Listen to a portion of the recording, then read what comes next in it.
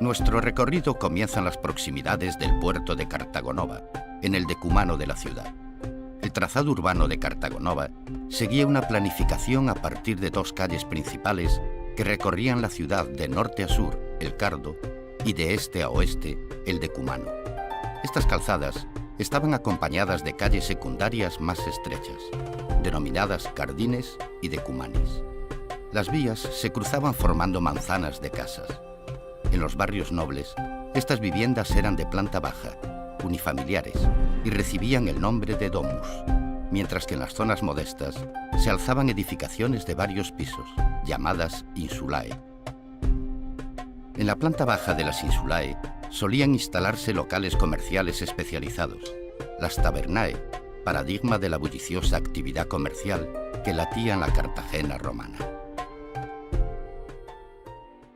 Son muchos los restos de la civilización romana que todavía perduran en la península ibérica. De hecho, hubieron ciudades muy importantes para el imperio, como Tarraco, Cartagonova, Emerita Augusta, que es la actual Mérida, Lucus Augusti, que es Lugo, así como también en nuestro territorio, caso de Saguntum,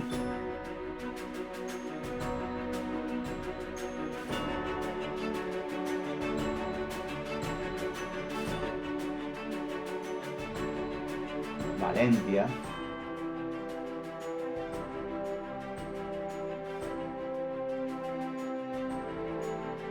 Lucentum, que es la actual Alicante,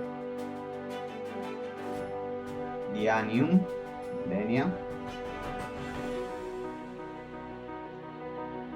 así como lugares de gran importancia como los Baños de la Reina en Calpe o el Acueducto de los Arcos, que lo tenemos en Altea, muestra de la importancia de esta ciudad.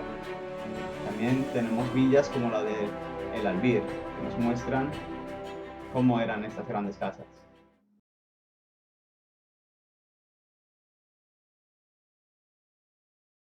Bienvenido, viajero. Nos encontramos en el foro romano de la colonia Caesar Augusta, la actual Zaragoza. Su construcción tuvo origen en el siglo I a.C., durante el mandato del emperador Augusto, constituyendo el punto neurálgico de la vida social, económica, política y religiosa de la ciudad. Bajo nuestros pies, a unos 3 metros, podemos ver los cimientos del Forum Coloniae de la época del emperador Tiberio, que llevó a cabo una ampliación de la obra empezada por Augusto. Situado bajo la actual Plaza del Aseo, conformaba un gran rectángulo de aproximadamente 20.000 metros cuadrados. Su enorme magnitud responde a la importancia y tamaño que tuvo Caesar Augusta. En el lado sur del foro se encontraba la curia, con planta rectangular y ábside cuadrado, flanqueado por 2 alas de gran tamaño que albergaban a los miembros del Ordo Decurionum, organismo de control de la administración comunal formado por ciudadanos de elevada posición económica y social. La Basílica Romana, sitio clave para las reuniones y transacciones comerciales, se ubicó en la actual Casa de la Iglesia y el Palacio Arzobispal.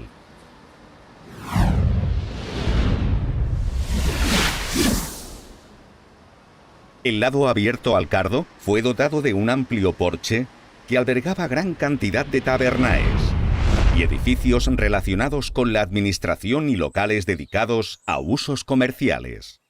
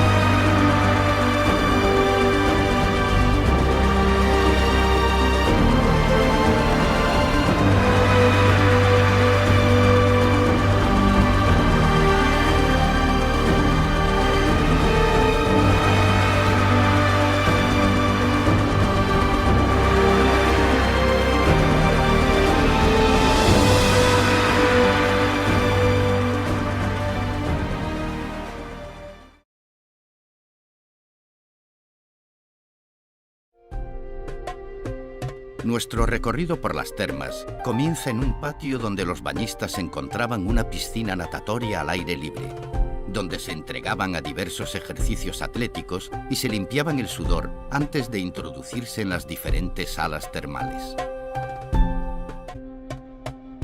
Desde el patio entrarían en el Frigidarium, o sala fría, una de las estancias mejor conservadas del conjunto termal de Cartagena.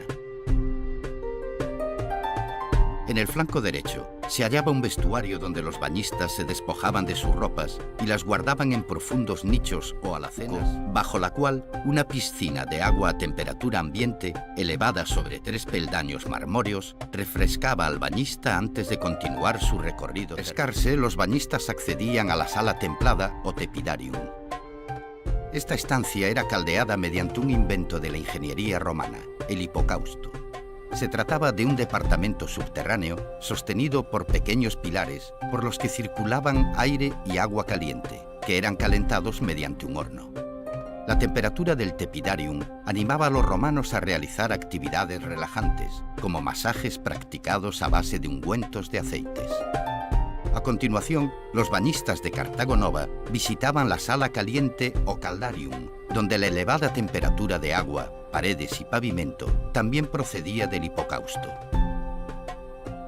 Esta era la sala más ornamentada, con un mobiliario abundante compuesto por bancos y mesas para masajes.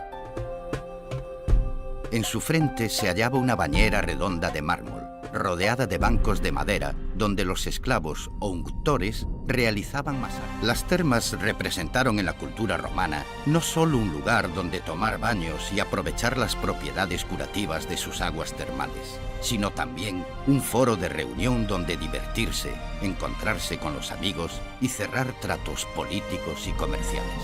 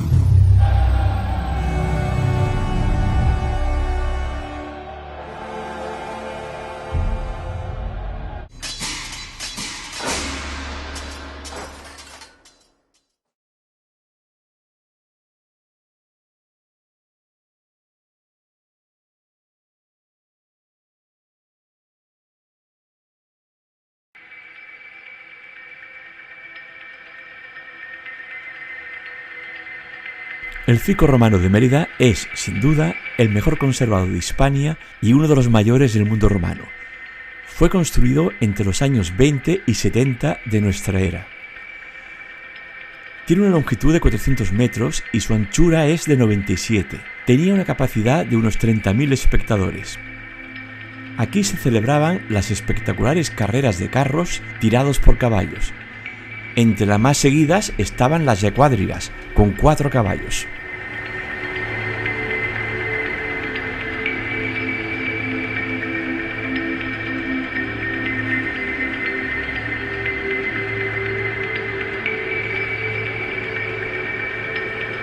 A través de la Porta Pompae entraban al recinto los aurigas con sus carros.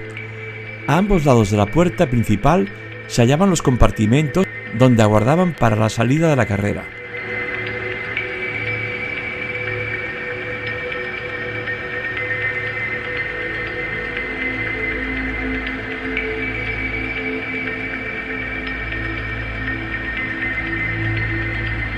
La tribuna del editor, situada en el centro de la gradería, era un pequeño templete destinado para la persona que costeaba los juegos.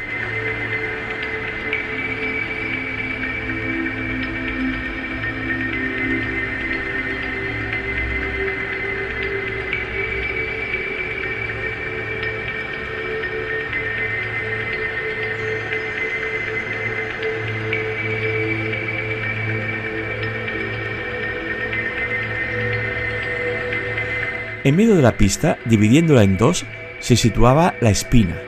Se trata de una especie de podio alrededor del cual circulaban los carros. Sobre la espina se colocaban obeliscos y templetes dedicados al dios Neptuno.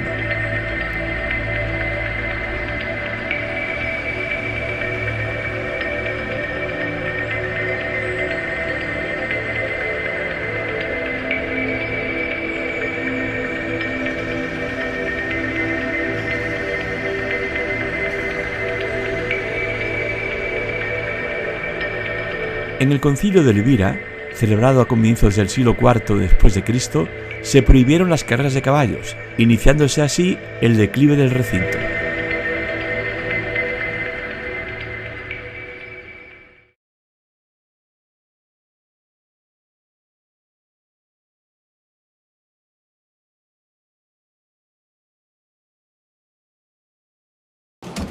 Entonces, para viajar, por ejemplo, desde Tarraco, en este extremo, hasta Toletum, en el centro de Hispania. Tomaban esta vía por la costa del Mediterráneo hasta Saguntum, después este camino hasta Bilbilis y esta otra vía hasta Toletum. Sin esas obras, la romanización no hubiera sido posible. A través de esos caminos, por ejemplo, los romanos llevaron el latín, que dio origen a todas las lenguas que vimos, a los rincones tan alejados de Roma. Estas llamadas calzadas fueron un elemento clave para el imperio. Era una asombrosa red de vías de comunicación, sumamente eficiente. Comenzaron a construirse desde la creación de Roma y cuando se extendían los dominios romanos, facilitaron el transporte de mercancías y el imparable avance de las legiones. Los romanos llegaron a disponer de 85.000 kilómetros de calzadas o vías que recorrían el imperio. ¿Y cómo empezó a construirse esta red en Hispania, por ejemplo?